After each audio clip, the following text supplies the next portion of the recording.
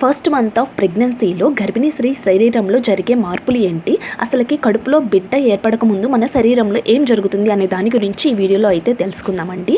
మీకు పీరియడ్ అనేది మిస్ అవ్వకముందే మీరు 2 వారాల గర్భిణీ స్త్రీ అని మీకు తెలియదు, చాలామందికి తెలియదు అనమాట ఈ విషయము. మీరు అప్పటికే 2 వారాల గర్భిణీ స్త్రీ అనమాట.